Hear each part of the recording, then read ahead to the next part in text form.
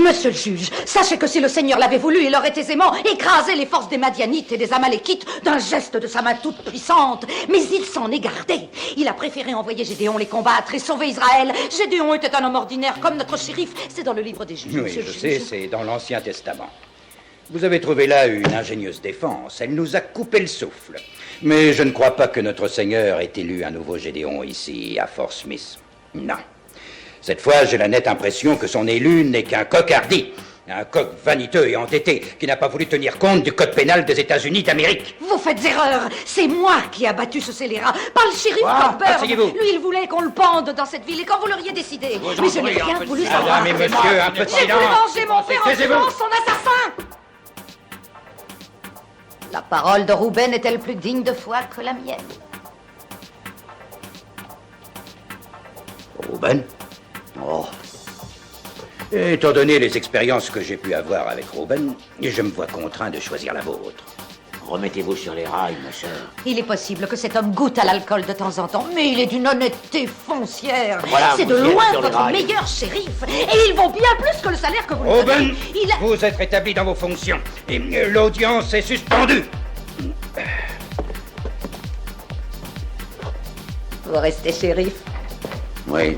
Oui. Félicitations, monsieur. J'ai le très vif plaisir de vous féliciter, mon cher Rouben. Je vais te faire marcher à la baguette. Dites, il y a une chose sur laquelle je voudrais être éclairé. Nous savons tous les deux que Dieu punit le mensonge. Croyez-vous qu'il vous portera encore dans son cœur après les bobards que vous avez racontés? Celui dont les paroles s'écartent de la vérité pour faire le bien, mais dont les intentions demeurent pures, celui-là sera à jamais lavé de son péché. La magnifique citation. Quel épître? Quel chapitre? Je vais vous faire un aveu, Rouben. C'est de mon cru cette fois-ci. Je viens de la forger de toutes pièces. Ainsi soit-il, que Dieu vous bénisse. Ça, en tout cas, c'est une citation dont je me souviendrai. Mais est-ce que vous vous souviendrez aussi de nous, Rouben? Aussi longtemps que ma mémoire se souviendra de cette citation, ma sœur.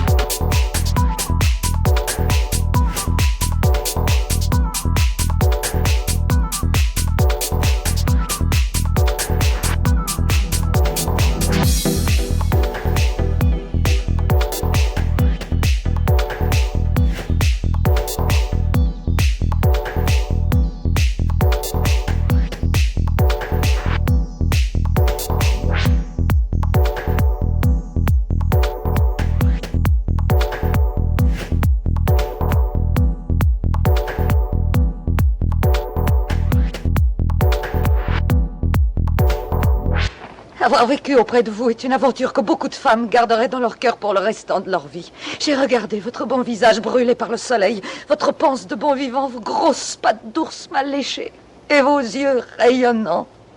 Et je vais vous dire une chose. Vous êtes un honneur pour tout le sexe masculin et je suis fière de vous avoir pour amie. Ça m'aurait épaté si elle n'avait pas eu le dernier mot encore une fois. Enfin.